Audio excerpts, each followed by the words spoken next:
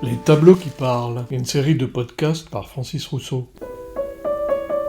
Arnaud Breker, 1900-1991. Le guerrier blessé, 1938, bronze, jardin du musée Arnaud Breker, Düsseldorf. Le guerrier blessé est une œuvre troublante, sculptée par un des artistes les plus controversés du XXe siècle, qui l'a traversé au plus fort de son tumulte. Sa période la plus sulfureuse étant celle de sa collaboration avec le régime national-socialiste du Troisième Reich, dont il a toujours clamé ne pas épouser les idées racistes, mais dont il a tout de même dit, je cite, « accepter le principe par opportunisme et mégalomanie ». Et on ne roule pas les yeux. C'est très vulgaire. Cocteau, qui ne manquait jamais un bon mot sur ses contemporains, aurait dit de lui « Breker était peut-être le premier des génies en sculpture, mais c'était à coup sûr le premier des idiots en politique. » Crétinus! Mais tu crois que c'est qui fait vivre la famille à la sueur de ses mains, en faisant des teintures à des vieilles rombières? Ayant été proclamé en 1937 artiste officiel d'Adolf Hitler, il fut dénazifié après-guerre au motif qu'il n'avait jamais été membre du parti nazi et qu'il avait sauvé plus d'un condamné par le régime. Pas de quoi devenir injuste, et d'autant qu'il refusa toujours d'exprimer le moindre regret ou la moindre excuse pour avoir servi par son art la propagande nazi, estimant que les artistes n'avaient rien à voir avec la politique. Tais-toi! Tu parles comme la radio allemande. Mais la radio allemande dit parfois des choses très vraies, et en plus il passe de très bons disques.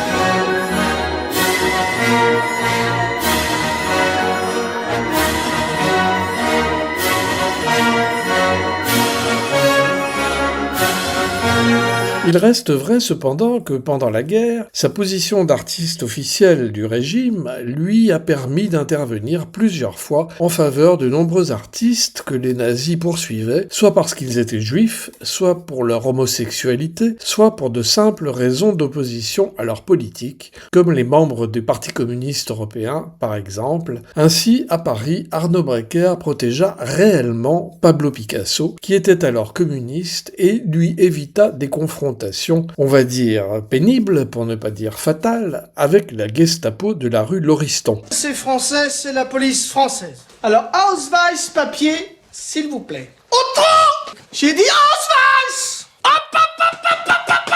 Tu pars tout de suite ou je te fais couler en bain! Sans aller jusqu'à organiser formellement la fuite vers le sud des artistes, il leur fit cependant passer des adresses où se réfugier, et ce faisant, leur évita sans doute la déportation, voire la mort. À Berlin même, il sauva l'éditeur allemand Peter Surkamp, qui avait été arrêté pour simple soupçon de résistance à Hitler. Ce sont ces actions dites héroïques qui lui ont valu d'échapper au peloton d'exécution et lui ont permis d'être dénazifié, selon l'expression consacrée. Et n'oubliez pas que c'est Super Résistant qui vous a délivré.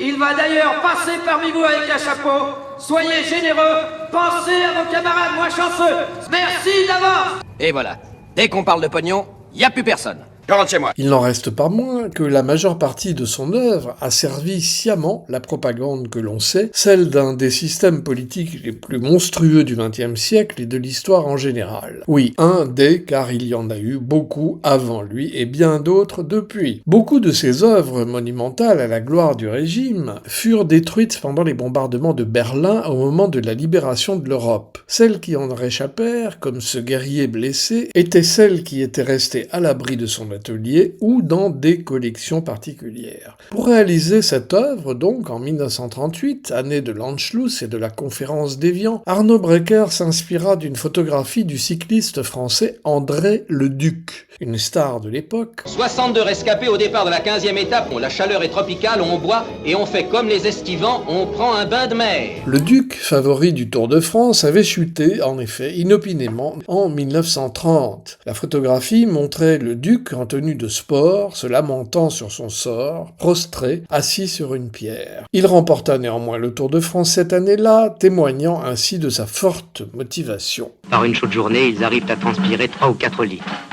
Alors ils boivent. Ils boivent n'importe quoi, ce qui leur tombe sous la main. De la bière, du vin rouge, du champagne. des chocolats glacés. Arnaud Breker a repris la pose d'André le Duc sur la photographie, mais en lui ôtant ses vêtements, en le présentant nu et en lui donnant un air de famille avec le célèbre penseur d'Auguste Rodin. Cette nudité conférait surtout à la sculpture la grandeur antique des légendes aryennes sur lesquelles le régime souhaitait appuyer sa légitimité historique et à travers laquelle il établit toute sa communication. Ah, je vois, monsieur a fabuleux. Mais comment oses-tu venir ici avec ta horde de rats immondes? Impeccable musculature, stylisée à l'aune du mouvement art déco, visage carré, qu'il avait naturellement d'ailleurs, le duc, jambes longues et effilées, comme les pattes d'un jaguar, mains et pieds à la puissance et au dessin parfait, sexe de taille valhallesque. Oh. Rien ne doit faire ici douter de la puissance, de la beauté de l'homme arien, un concept fumeux, puisé dans la genèse imprécise des races indo-européennes. Cette sculpture, quant à elle, devait figurer parmi les 4 figures masculines créées pour entourer une représentation monumentale d'Apollon avec son quadrige. Ce programme iconographique était destiné à occuper le rond-point principal du Nouveau Berlin, qui devait être construit par l'architecte Albert Speer, visant à glorifier l'avènement d'une nouvelle ère de progrès socialiste et néanmoins national. Je raffole ce genre de soirée. Il ne fut jamais réalisé. Seul ce guerrier nu et accroupi fut sculpté, sans que son emplacement futur dans le programme en question ne soit réellement déterminé. Dans l'ouvrage publié en 1942 à l'occasion de l'exposition personnelle que l'Orangerie des Tuileries organisa pour Arnaud Breker, la sculpture apparaît sous le titre « Le guerrier blessé ». Pourtant, aucune blessure n'est visible sur le corps trop impeccablement musclé de ce blessé en question. Seule la présence d'un bandeau autour de la tête peut laisser supposer une invisible blessure physique, ou plutôt, très probablement, une blessure psychologique. La sculpture pouvait alors être interprétée comme une allégorie, celle de l'Allemagne blessée, cherchant à recouvrer sa puissance après la défaite et l'humiliation de la Première Guerre mondiale.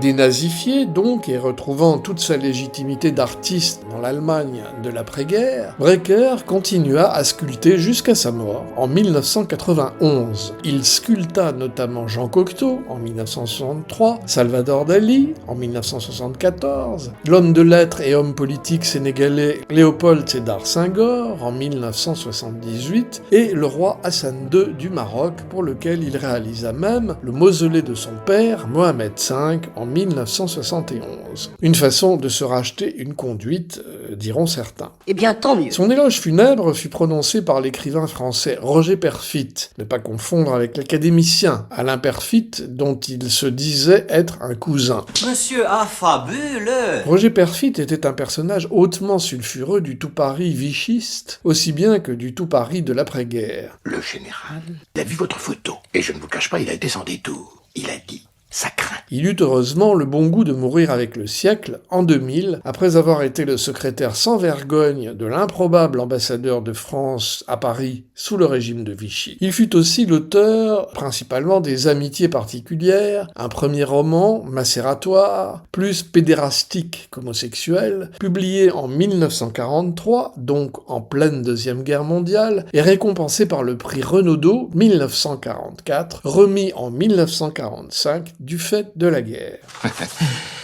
Bon, vaut mieux être du côté du manche. En prononçant l'éloge funèbre de Breker, il ne rendait sûrement pas service à son talent, mais au moins il représentait bien cette époque trouble dans laquelle ils avaient tous deux émergé et fait carrière. L'œuvre de Breker méritait toutefois un peu mieux que cet hommage rance. Merci à tous, et finalement j'avais eu raison d'intituler cette émission « Les écrivains sont de drôles de zig ». Et ont parfois de drôles de hommes.